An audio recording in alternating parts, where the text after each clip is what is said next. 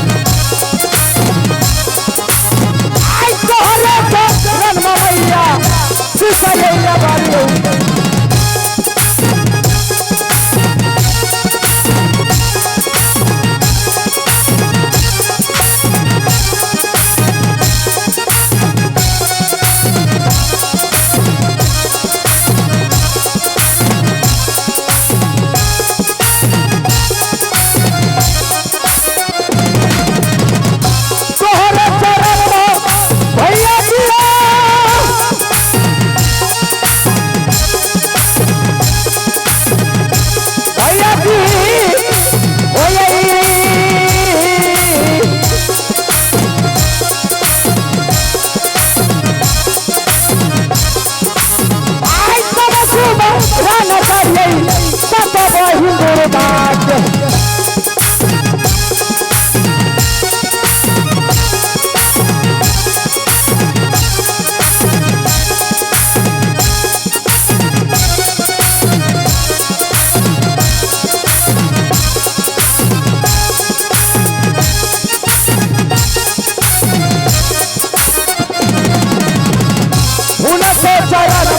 भैया शीशा के लवा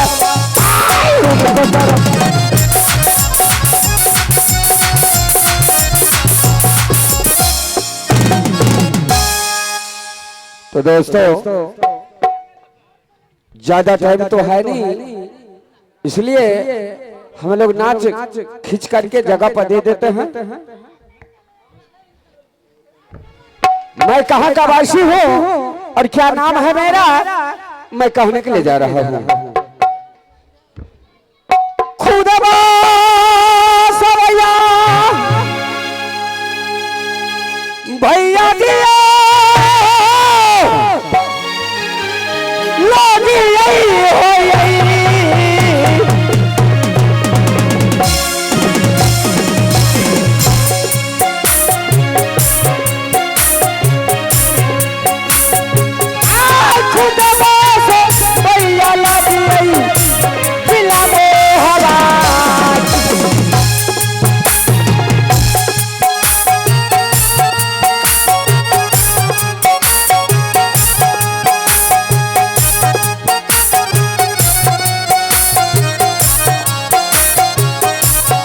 मेरा ही घर किला महबा पर कहे।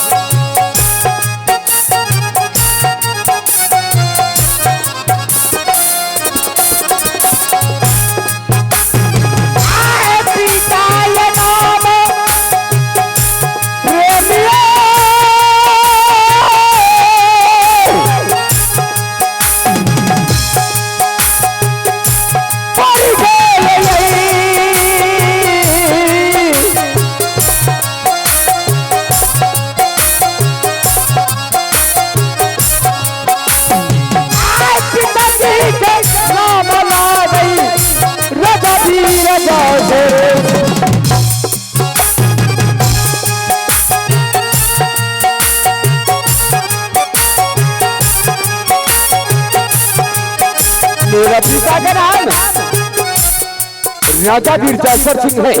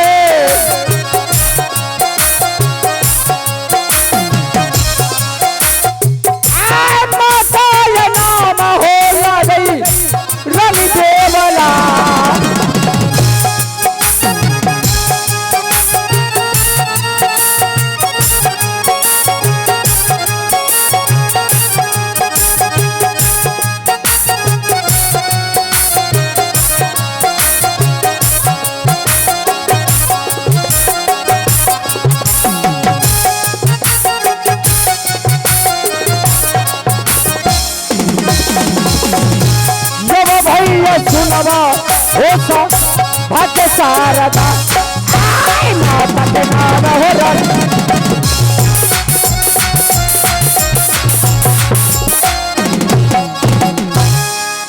जब हमरा ये नाम लगे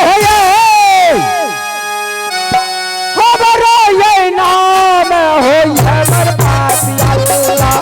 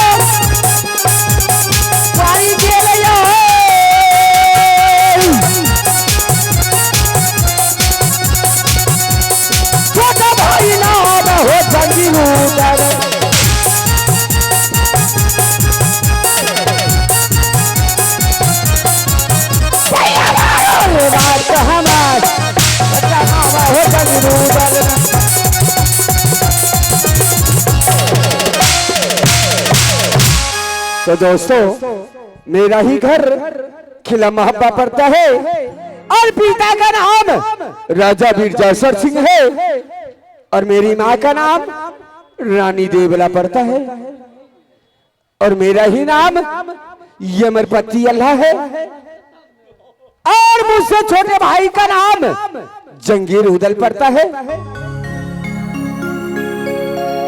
मेरा पुत्र का नाम इंदल कुमार और भातीज का नाम इंद्रजीत कुमार पड़ता है।